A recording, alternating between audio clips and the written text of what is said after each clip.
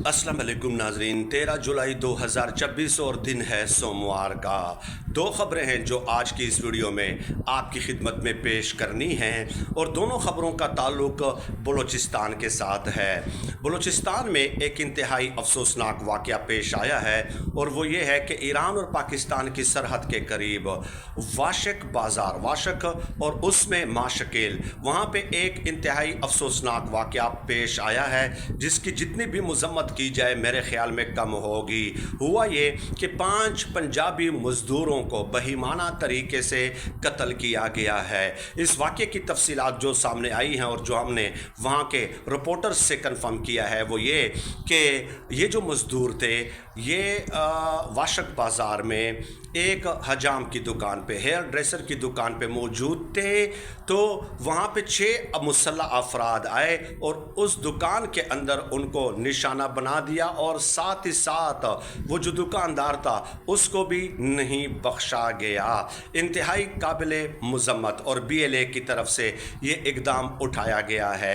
BLA की तरफ से ये कोई पहला वाक़या नहीं है जो सामने आ रहा है, बल्कि अगस्त 2024 में भी आपको पता है कि एक बस को रोका गया, एक मुसाफिर बस को, वहाँ पे बाकायदा शनाख्ती कार्ड्स की जो है तलाशी ली गई और जो पंजाब से जिनके शनाख्ती कार्ड पे पंजाब लिखा हुआ था तो उनको नीचे उतार कर 23 मुसाफिरों को, और आप अंदाज़ा लगा लीजिए कि भाइयों को बहनों के सामने कत्ल किया गया, उनके वालिद को अपने बच्चों और बच्चियों के सामने कत्ल किया गया, उनके हस्बैंड को अपनी बीवी के सामने कत्ल किया गया। और BLA के इन जालिम लोगों ने ये ख़वातीन को साइड पे कर दिया कि जैसे हम बहुत बड़े ख़वातीन का एहतराम करते हों या इंसानी हुकूक़ के हम बहुत बड़े चैम्पियन हों। तो ये तक किया गया है। आप उस मंज़र का तसव्वुर अपने दिल में लाइए कि जब बच्चों के सामने उनके वालिद को कत्ल किया जा रहा हो।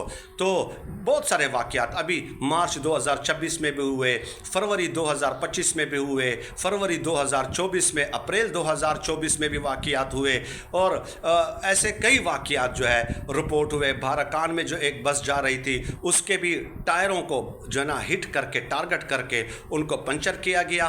फिर मुसाफिरों को उतारकर जिनका शनाख्ती कार्ड पंजाब का था 9 पंजाबी मज़दूरों को वहाँ पे भी कत्ल किया गया। मेरा सवाल ये है कि आखिर क्यों, ऐसा क्यों है? अगर आपकी लड़ाई आप कहते हैं कि फ़ौज के साथ है तो आप उनके सामने आए ना।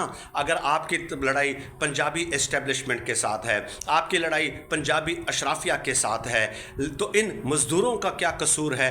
क्या कोई इतना दूर मज़दूरी करने के लिए खुशी से जाता है, सैर सपाटों के लिए जाता है, बल्कि अपने बीवी और बच्चों का पेट पालने के लिए, 2 वक्त की रोटी पूरी करने के लिए वो वहाँ पे इतना दूर चला जाता है? क्योंकि होता ये है अमूमन कि जब कोई ठेकेदार होता है ना और वो उनको कहता है कि मतलब एक प्रोजेक्ट है मेरे पास और 2 महीने आपको मुसलसल मजदूरी मिलेगी, तो ये लोग उस बेचारे उस लालच में चले जाते हैं कि चलें 2 महीने हम रोज़गार पे तो लग जाएंगे ना। तो क्या बलूचिस्तान पाकिस्तान का हिस्सा नहीं है?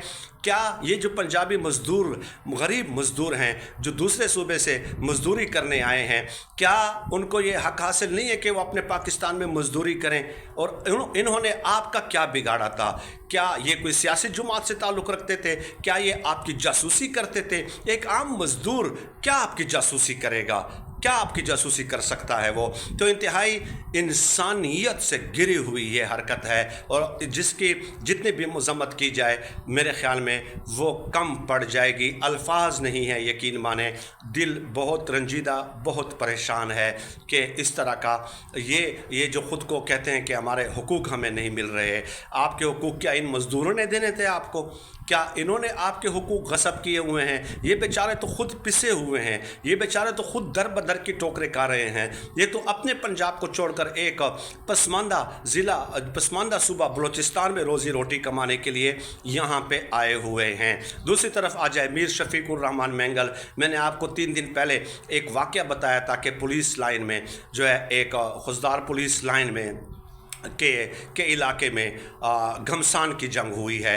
तो वो डिटेल मैं 3 दिन पहले बता चुका हूँ कि मीर शफीकुर रहमान के घर पे जो है BLA के शिद्दत पसंदों ने हमला किया था, और फिर उसमें मीर शफीकुर रहमान के 17 जो लोग हैं वो मारे गए थे, 17 लोग।